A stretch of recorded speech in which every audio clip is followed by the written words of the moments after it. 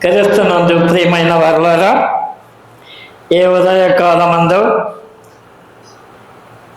ఏ ఆరాధనలో మనం చేరి ఉన్నాం. దేవుని వాక్యం క్లుప్తంగా ధ్యానం చేసుకున్నాం.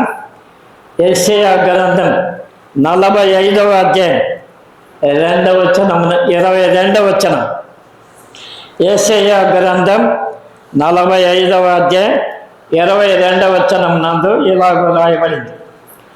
దేవుడు సెలవిస్తున్నాడు, ఇశ్రాయేలీలతో దేవుడు మాట్లాడుతున్నాడు. భూదిగంత నివాసులారా, నా వైపు చూసి రక్షణ పొందుడి. దేవుడు సెలవిచ్చినటువంటి మాటలు. సృష్టికర్త అయినటువంటి దేవుడు తన ప్రజలతో మాట్లాడుతూ ఈ మాటలు పలికాడు. నా వైపు చూసి రక్షణ పొందుడి. దేవుని వైపు చూడాలి. కష్టాల్లో దేవుని వైపు చూస్తాం, బాధల్లో దేవుని వైపు చూస్తాం, ఇబ్బందుల్లో దేవుని వైపు చూస్తాం, రోగాలు వస్తే దేవుని వైపు చూస్తాం, ఏదైనా అవసరం ఉంటే మనుషుల వైపు చూస్తాం, అధికారుల వైపు చూస్తాం, మన బంధువుల వైపు చూస్తాం, ఇరుగు పొరుగు వారి వైపు చూస్తాం. కానీ దేవుని వైపు చూస్తే మన పాపాలకు పరిహారం ఉంది అనే పరిశుద్ధ గ్రంథం మనకు చక్కగా తెలియజేస్తుంది. Look at me and be saved అని ఇంగ్లీషులో రాయబడింది. నా వైపు చూడము, రక్షణ పొందుము. ప్రభు అయినటువంటి యేసుక్రీస్తు వైపు మనం చూడాలి. పాపము నుండి విడుదల పొందాలి. ఆయన మన రక్షకుడు కనుక మన పాపాలను క్షమించడానికి ఆయనకు అధికారం ఉంది. మార్కు సువార్త 2వ అధ్యాయం 9-10 వచనముల యందు, భూమి మీద మనుష్య కుమారునికి పాపములు క్షమించుటకు అధికారము కలదు. నీవు నీ పరిపెత్తుకొని నడువుము అని ప్రభు సెలవిచ్చాడు. పక్షవాయువు కలిగిన వాడితో ఏ మాటలు మాట్లాడుతున్నాడు. మార్కు సువార్త 2వ అధ్యాయం అంతటిలో కూడా పక్షవాయువు కలిగిన వాడిని మనం చూస్తున్నాం. సగము సత్తు, సగము ప్రాణమంది. అలాగే మనం ఈ లోకములో పాపములో సగము చచ్చిపోయినాం, సగము దేవునిలో ఉన్నాం. లోకము కావాలి, దేవుడు కావాలి అని అంటున్నాం. పక్షవాయువు గలవాడు బ్రతికిన వాడు ఉంటున్నాడు, చచ్చుబడిన వాడుగా ఉంటున్నాడు. ఆత్మీయంగా మనం కూడా అలాగే ఉంటున్నామని పరిశుద్ధ గ్రంథం చక్కగా వివరిస్తుంది. ప్రకటన గ్రంథం 3వ అధ్యాయం 1వ వచనం 2వ వచనములో ఇలాగ రాయబడింది.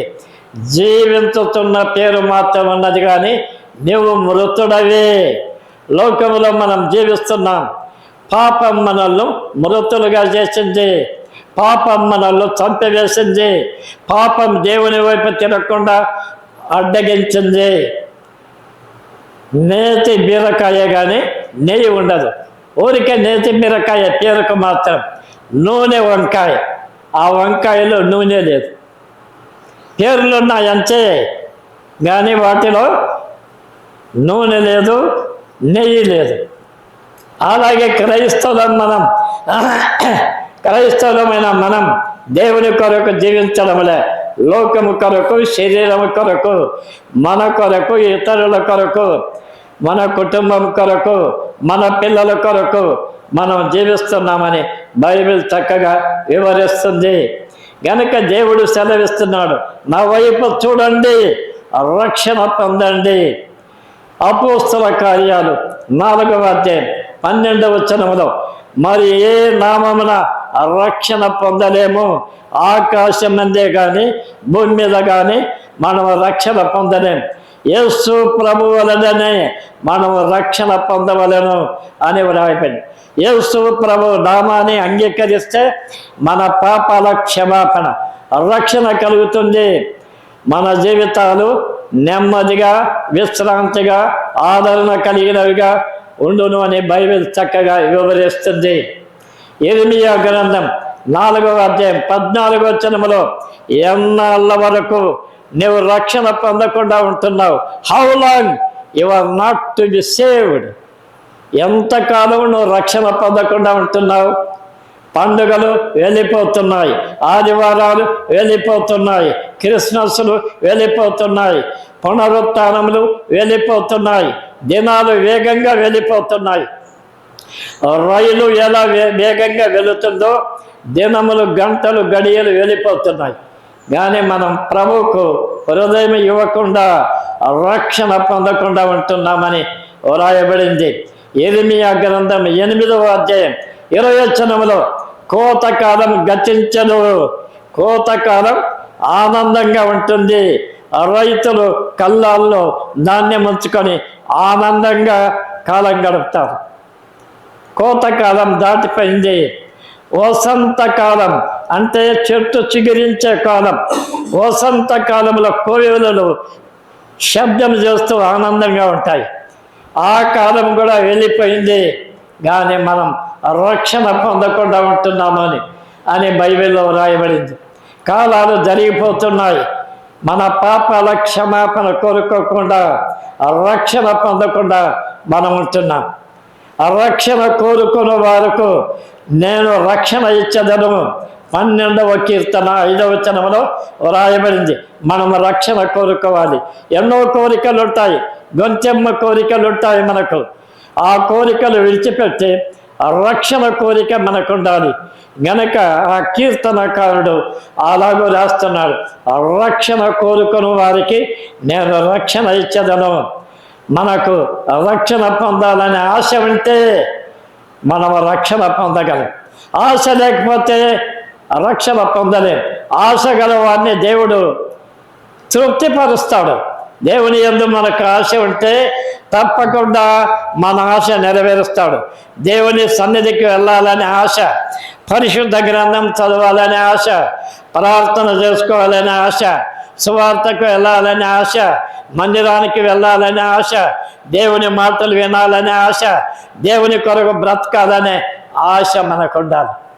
నాలాంటి ఒక సేవకుడు, అతనికి భార్య లేదు, అతడు ఎన్నిళ్ళు తిరిగి ప్రార్థన చేస్తాడు. అయితే అతనికి ఒక కోరిక ఉండింది, హల్వా తినాలి. హల్వా ఎలా ఉంటుందో నాకెవరు పెడతారు?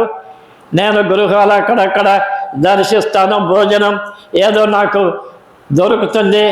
కానీ మరి ఆహారం దొరికితే నాకు కావలసినవన్నీ ఎవరిస్తారు? హల్వా తినాలి, ఎలా ఉంటుందో అని దేవునికి ప్రార్థన చేస్తున్నా అంట. దేవుడు అతని ప్రార్థన విన్నాడు. ఒక దినం ఉదయకాలమే అతనికి ప్రేరేపణ అయిపోయింది. ఒక ఇంటికి వెళ్ళినాడు. ఆ ఇంటిలో ఉండే సోదరి, అయ్యా నీ కొరకు నేను హల్వా సిద్ధపరిచే బల్ల మీద ఉంచిన, భుజించు అని అన్నప్పుడు ఆనందం కలిగింది అతనికి. దేవా, నా మనవి విన్నావు, నా ఆశ నీకు తెలుసు, ఈ హల్వా తింటున్నాను, నా కోరిక నెరవేర్చావు, ఈ సోదరుని దీవించు, ఈ సోదరిని కుటుంబాన్ని దీవించమని ప్రార్థించావు. మన కోరికలు దేవునికి తెలుసు. మన కోరికలు నెరవేర్చేవాడు దేవుడే. ఆయన వైపు మనం ఎల్లప్పుడూ సూచవారంగా ఉండాలని పరిశుద్ధ గ్రంథం మనకు చక్కగా వివరిస్తుంది. విలాప వాక్యములు 3వ అధ్యాయం 26వ వచనములో రక్షణ ఆశ గల వారికి నేను వారి ఆశ నెరవేర్చదనని వ్రాయబడింది. రక్షణ కొరకైన ఆశ ఉంటే దాన్ని తప్పకుండా దేవుడు నెరవేరుస్తాడు. అలాగూ ప్రభు మన సంఘానికి మనకు సహాయం చేసి మనల్ని నడిపించును గాక. ఆమేన్.